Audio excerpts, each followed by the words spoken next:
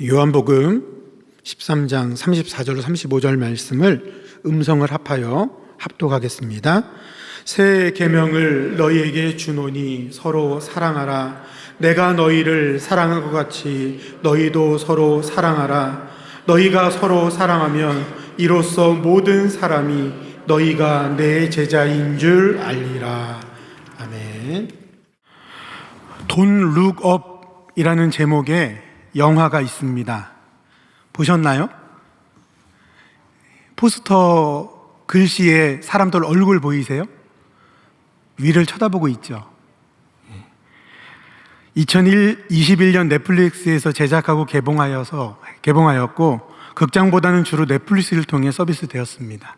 제목의 뜻은 그대로 Don't Look Up, 위를 쳐다보지 마라입니다.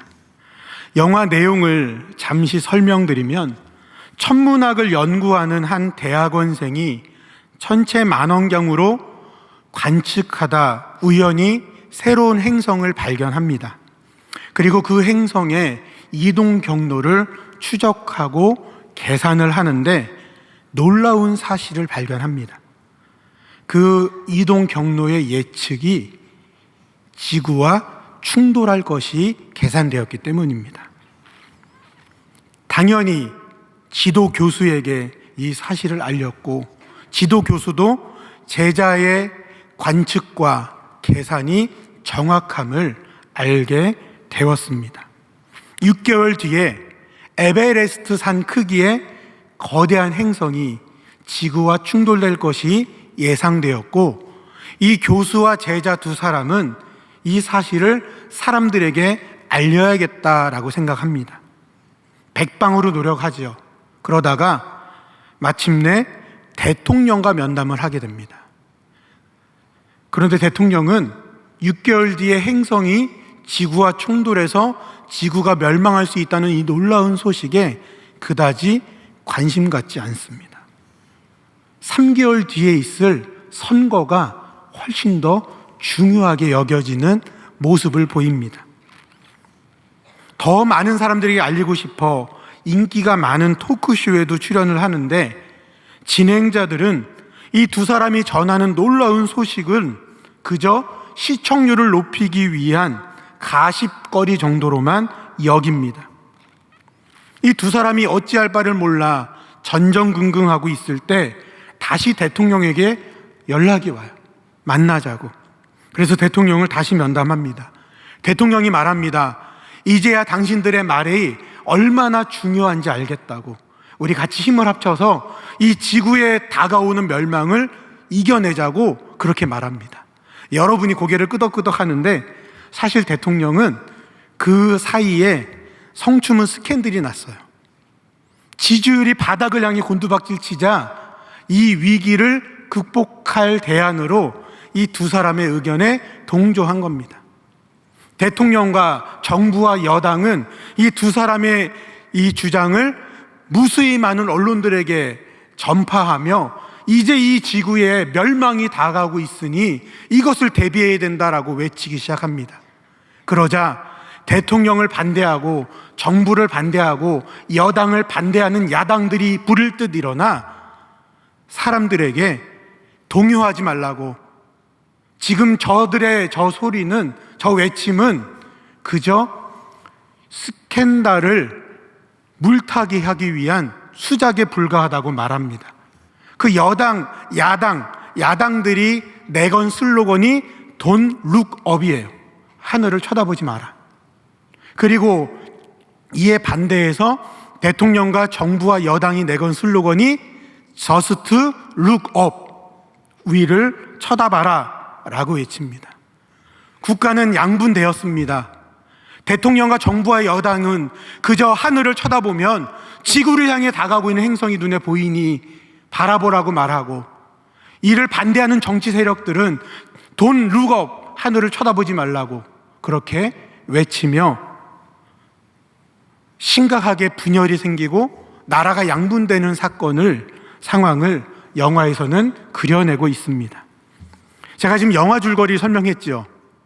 그런데 무언가 찜찜한 기시감이 들지 않으시나요? 영화 얘기가 아니라 마치 현실에서 본 것 같지 않나요? 영화 내용과 꼭 같다고 할 수는 없지만 온 나라가 대통령과 정부, 여당을 동조하는 측과 반대하는 측으로 양분하여 심각한 분열이 생겨난 작금의 대한민국의 현실과 너무나 닮았습니다. 6개월 뒤 커다란 행성이 지구와 정면으로 충돌하게 되어 지구가 멸망할 수 있다는 주장이 어찌 정치 쟁점이 될 수 있고 찬성과 반대로 분열을 일으킬 주제가 될 수 있습니까? 최선의 노력을 다해 모두가 힘을 합쳐도 해결할 수 있을지 없을지 장담할 수 없는 상황에 어이없는 편가르기와 싸움으로 아까운 시간과 에너지를 낭비하고 있는 모습이 영화에서 말하고 있다면 영화만큼이나 참담한 우리의 현실도 우리의 눈앞에 펼쳐지죠. 정부와 여야가 힘을 합쳐 현재 벌어진 상황을 수습하고 경제, 외교, 안보 등의 상황을 안전적으로 돌린 뒤에나 싸움질하고 싶으면 좀 했으면 좋겠는데 지금 상황은 벌어진 이 상황을 어떻게 하면 나에게 불리하게 작용하지 않도록 할까? 어떻게 하면 나에게 조금 더 유리하게 만들 수 있을까를 고민하며 그렇게 행동하는 모습밖에 보이지 않습니다. 매일 뉴스를 보면 고구마를 100개 정도 집어먹은 듯한 답답함이 있죠. 과연 이런 상황에 신앙인은 어떤 자세와 태도를 가져야 할까요? 하나님은 우리에게 어떤 말씀을 하시길 바라시며 또한 우리가 어떻게 행동하기를 바라실까요? 깊이 고민하며 말씀을 묵상하였습니다. 그리고 지금 나라와 민족이 처한 현실이 저처럼 답답하여 견딜 수 없고 사이다처럼 말씀해 주시는 하나님의 음성이 간절하신 분들에게 오늘 말씀을 통해 하나님이 깨닫게 해주시는 지혜와 그로 인해 부어주시는 은혜가 있을 수 있기를 간절히 바랍니다. 오늘 본문의 말씀에서 예수님은 제자들에게 새 계명을 주신다 말씀하십니다. 여기서 계명을 NIV 영어 성경은 커맨드로 번역합니다. 영어 단어 커맨드는 명령이라는 뜻으로 대체로 군대에서 지휘관이 부하에게 명령할 때 사용하는 단어입니다. 또한 킹 제임스 버전과 NASB 버전 성경은 커맨드먼트라고 번역을 하는데 이 단어는 성경의 10계명의 각각의 하나하나의 계명을 뜻할 때 그 계명이라고 사용하는 단어입니다. 영어도 못하는 제가 유창하게 영어를 얘기했는데 다시 말해서 오늘 본문에 말씀하신 예수님의 계명은 명령이고 율법이라는 겁니다. 하나님이 우리에게 주시는 말씀을 우리는 다 듣고 순종해야 하지만 특별히 오늘 주신 이 말씀 더 힘주어 명령으로 법으로 듣고 실행하라라고 말씀하고 계심을 우리는 기억해야 합니다. 우리의 현실을 다시 한번 생각해 보겠습니다. 사실 제가 원고를 준비할 모든 과정에 대통령은 관저에 머무르고 있고 경호처가 지키고 있었습니다. 오늘 새벽에 상황이 바뀌었지요. 지금 체포가 집행되고 있는 과정이라고 바로 올라오기 직전의 뉴스를 잠깐 봤습니다. 관저 앞에는 대통령의 체포를 반대하는 사람들과 체포를 촉구하는 사람들이 매일매일 집회를 하고 있죠. 공수처와 경찰 국수본은 1차 영장 집회에 실패하고 면밀하게 2차 집행을 오랫동안 검토하다 오늘 새벽에 실행했다고 합니다. 이 상황도 답답하죠. 근데 더 답답한 게 뭐냐 하면 양쪽이 상대방을 향해 불법이라고 손가락질하고 있어요. 이놈의 법이 당최 무슨 고무줄도 아니고 상황에 따라 색깔이 변하는 카멜레온도 아닐 텐데 대립하는 양쪽이 상대방을 향해 불법이라고 외치고 있어요.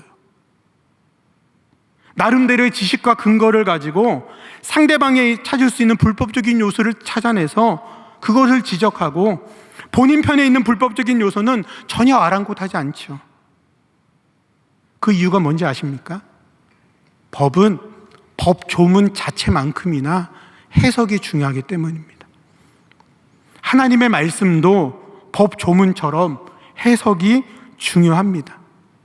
교회가 두 편으로 갈라져 분쟁하다 마침내 갈라서는 경우가 가끔 있습니다. 저도 예전에 직접 경험한 적도 있고 또 주변의 여러 사례를 간접적으로 듣기도 하였습니다. 애석하게도 교회 내 대립하고 분쟁하는 양쪽 편이 모두 다 하나님의 말씀, 하나님의 뜻을 주장하며 반대편을 죄악으로 규정합니다. 하나님의 말씀을 나와 내 편의 이익에 부합하게 해석하여 귀에 걸면 귀걸이, 코에 걸면 코걸이처럼 여기며 행동할 수 있는 위험이 우리에게는 얼마든지 있습니다. 그렇기 때문에 하나님의 말씀을 제대로 해석할 수 있는 지혜가 필요합니다. 다시 오늘 본문으로 우리의 시선을 향해 보겠습니다. 예수님 말씀하시는 새 계명이 무엇인가요? 우리 34절 말씀 다시 한번 읽을까요? 시작. 새 계명을 너희도 서로 사랑하라. 아멘. 새 계명이 무엇인가요? 서로 사랑하라가 새 계명인가요? 그런데 물론 서로 사랑하라는 하나님이 우리를 향한 분명한 뜻이고 명령인 것 분명합니다. 그런데 엄밀히 말하면 새 계명은 아닙니다. 레위기 19장 18절입니다. 제가 읽겠습니다. 내 이웃 사랑하기를 내 자신과 같이 사랑하라. 나는 여호와이니라. 예수님이 성육신하기 전 수천 년 전에 이미 주신 율법에 명시하고 있습니다. 율법은 더 나아가 고아와 과부를 돌보라고, 가난한 사람을 위해 떨어진 이삭을 줍지 말라고, 이웃 사랑을 실천할 수 있는 구체적인 지침까지도 말씀하십니다. 그렇다면 예수님이 주시는 새 계명은 무엇인가요? 오늘 설교 제목에 힌트가 있습니다. 내가 너희를 사랑한 것 같이 너희도 서로 사랑하라. 내가 너희를 사랑한 것 같이, 이 말씀이 서로 사랑하라 말씀 앞에 어마어마하게 중요하게 자리하고 있음을 우리는 발견합니다. 예수님이 직접 이 땅에 오셔서 서로 사랑하라는 하나님의 율법의 말씀을 그대로 순종하지 못하는 어리석은 이들에게 먼저 모범을 보이시고 그 모범대로 너희도 서로 사랑하라라고 말씀하시는 것이 오늘 우리에게 주시는 새 계명입니다. 예수님은 제자들을 어떻게 사랑하셨을까요? 예수님이 우리를 어떻게 사랑하셨나요? 그걸 먼저 알아야 따르고 본받을 수 있겠죠. 오늘 본문이 담겨있는 요한복음 14장 34절로 35절 전후의 맥락과 문맥을 보면 예수님의 사랑을 알 수 있습니다. 먼저 요한복음 13장 1절 말씀 제가 읽겠습니다.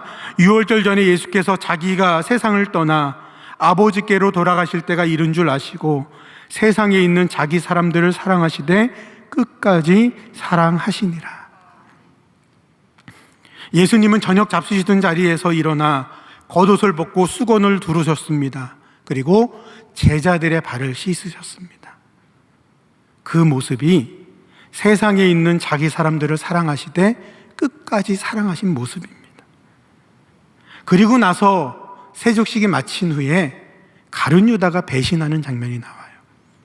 그럼 다시 말해서 예수님이 발 씻을 그 자리에 가룟 유다 있었다 없었다? 있었다. 그리고 예수님이 자기 사람들을 사랑하시되 끝까지 사랑하시는 그 명단에 배반할 가룟 유다가 포함되었습니다. 이게 예수님이 우리에게 보이신 사랑입니다. 오늘 본문 바로 뒤에 36절 이하에 베드로가 예수님을 3번 부인할 것을 예언하며 말씀하십니다. 예수님은 제자들의 발을 씻어주실 때 이미 나를 3번 부인할 그 베드로의 발도 씻어주셨습니다. 그것이 예수님이 우리에게 본을 보이신 사랑입니다. 조금 더 깊이 들어가 볼까요? 예수님이 내가 너희를 사랑한 것 같이 너희도 서로 사랑하라, 이 말씀을 육성으로 가장 첫 번째 들었던 사람들은 예수님의 제자들입니다. 그리고 제자의 명단에는 세리 마태와 셀롯인 시몬이 있습니다. 마태복음 10장 34절 35절 빌립과 바돌로메, 도마와 세리마테, 알페의 아들 야고보와 다데오, 가나나인 시몬 및 가룟 유다 곧 예수를 판 자라. 누가복음 10장 15절 마테와 도마, 알페의 아들 야고보와 셀롯이라는 시몬. 세리는 여러분 잘 아시는 것처럼 당시 이스라엘을 지배했던 로마에 고용되어 동족들에게 세금을 걷어들이는 일을 했던 사람들이었습니다.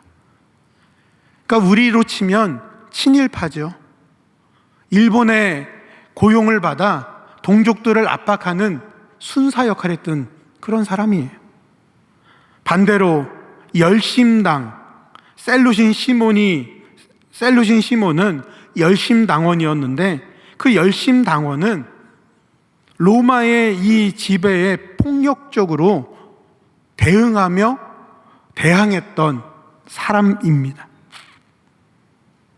예수님의 제자의 명단에 세리와 열심당원이 함께 있었다는 겁니다. 조금 더 현실적인 표현으로 설명드리면 당시 정치적인 입장에서 세리와 열심당 사이의 거리는 단언하건대 오늘 국회 빨간당과 파란당 사이 거리보다 더 멀면 멀었지 가깝지 않습니다. 여러분, 국회를 보면 빨간당과 파란당 알아들으시죠? 사이가 좋아질 수 있을까요? 사이가 좋아질 수 있는 기적은 성경에서 말하는 사자와 어린 양이 뛰노는 장면처럼 불가능한 장면 같아요. 그런데 이 사람들이 국회의원의 연봉을 증액하는 일은 기가 막히게 하나가 됩니다. 근데 당시에 세리와 열심당은 그만큼의 접점도 없었어요. 근데 이 두 사람이 예수님의 제자가 되어 예수님과 함께 머물러 있었다라는 것을 우리는 기억해야 합니다. 예수님의 사랑은 실천하신 모습은 세리도 열심당원도 품으시는 사랑입니다. 그리고 그 사랑의 모습을 본을 보이셔서 제자들에게 너희도 이와 같이 하라라고 말씀합니다. 우리 방금 내가 너희를 사랑한 것 같이 예수님의 말씀에 보다 더 특별한 이해가 필요해 5사람을 언급했습니다. 배신자 유다, 부인한 베드로, 또 셀롯인 시몬과 세리 마테입니다. 이들 모두 예수님의 제자입니다. 출발점은 그랬습니다. 그런데 마지막까지 제자로 남아있지 않았죠. 한 사람이 빠졌습니다. 가룟 유다는 빠졌습니다. 왜 그랬을까요? 35절 말씀 같이 한번 읽어볼까요? 시작. 너희가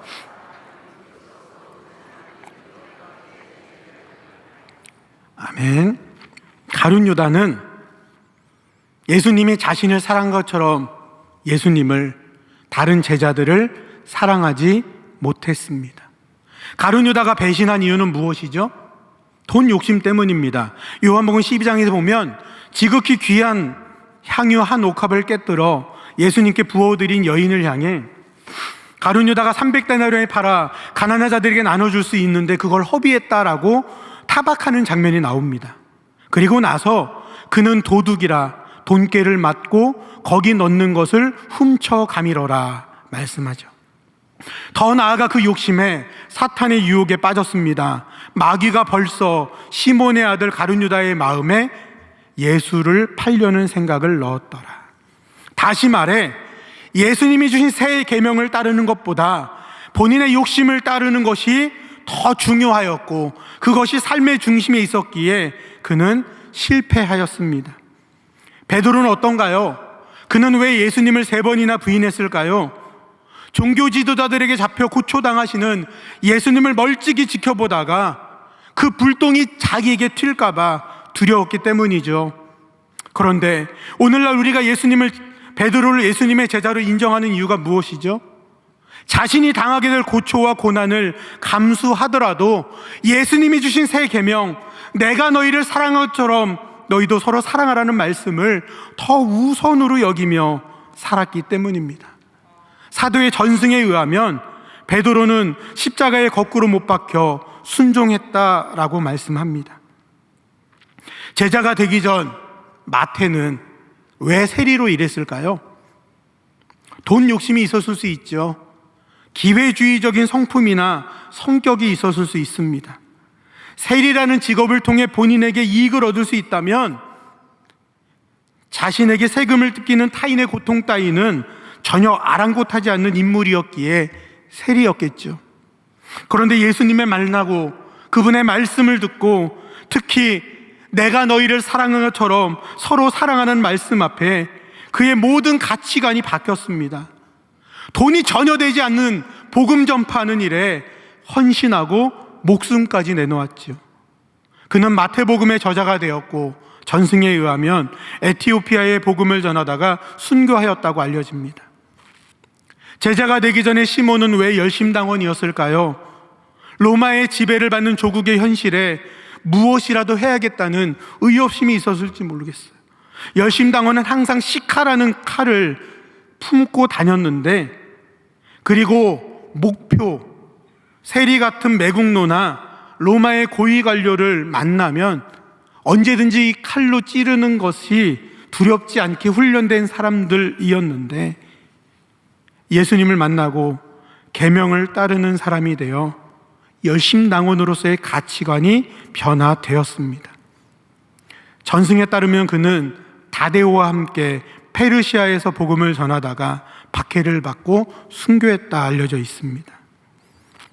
예수님의 본래 제자 중에 가룟 유다만 예수님이 주신 새 계명보다 자신의 이익, 욕심에 더 중심을 둔 삶을 살다 멸망하였고, 베드로, 도마, 마태, 시몬, 다른 모든 제자들은 자기의 이익, 신념, 성격, 성품 그 무엇보다 주님의 말씀을 더 우선 두는 삶으로 변화된 삶을 살았습니다.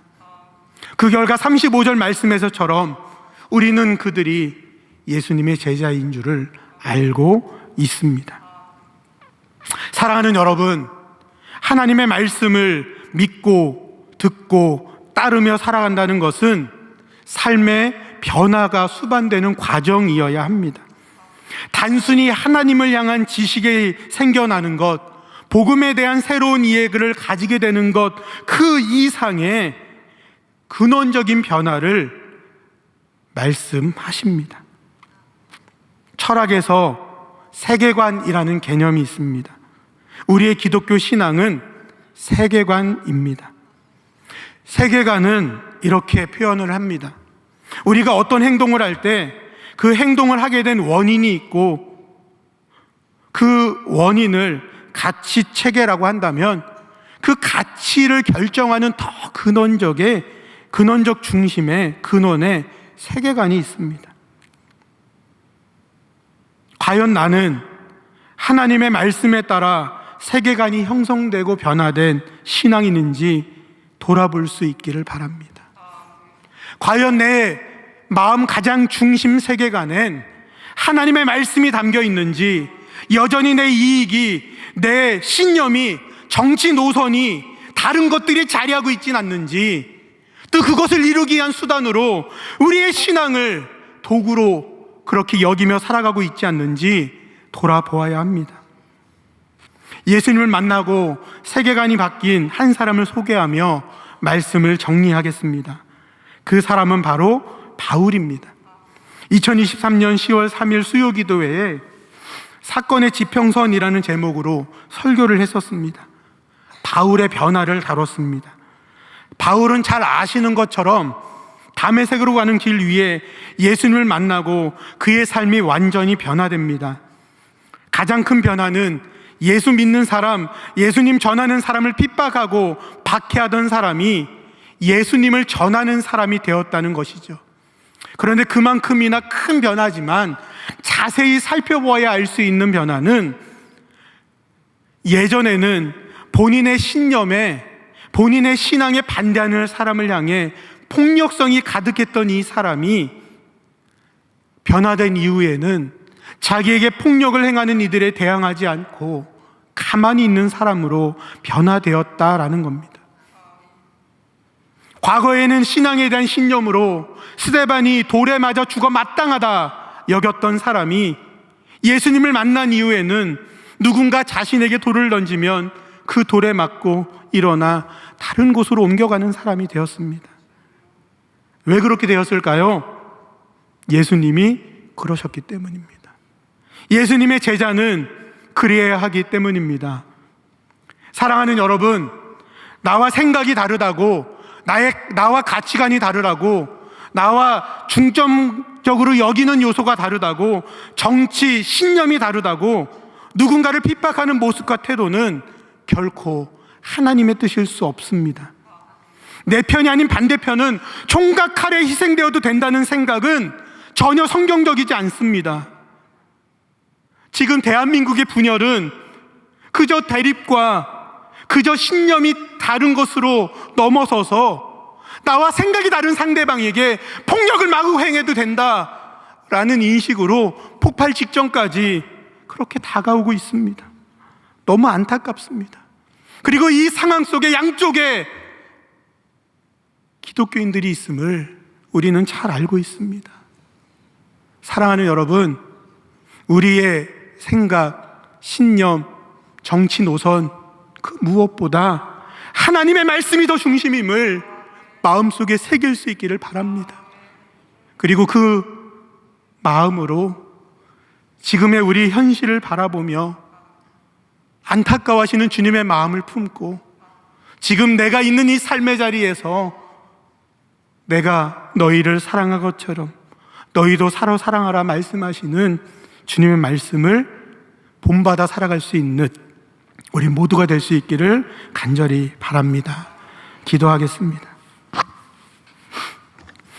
사랑과 은혜가 많으신 하나님,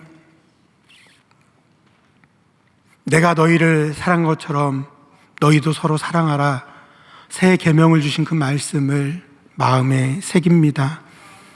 그 말씀을 따르는 삶이 예수님의 제자가 되는 삶이며 모든 사람들이 우리가 예수님의 제자임을 알게 되는 삶의 모습임을 돌아봅니다. 성경적인 가치관, 세계관, 우리의 신앙이 그 무엇보다 가장 근원에 있는 하나님의 자녀가 되게 하시고 혹 그 세계관에 거스르는 우리의 이익, 성격, 관점, 신념, 정치 노선이 있다면 하나님의 말씀으로 변화되고 변혁될 수 있는 은혜를 내려 주옵소서. 하나님의 말씀은, 주님의 가르침은 사랑하라라는 말씀이지 나와 생각이 다른 사람에게 폭력을 행해도 된다라는 말씀은 성경 그 어디에도 없습니다.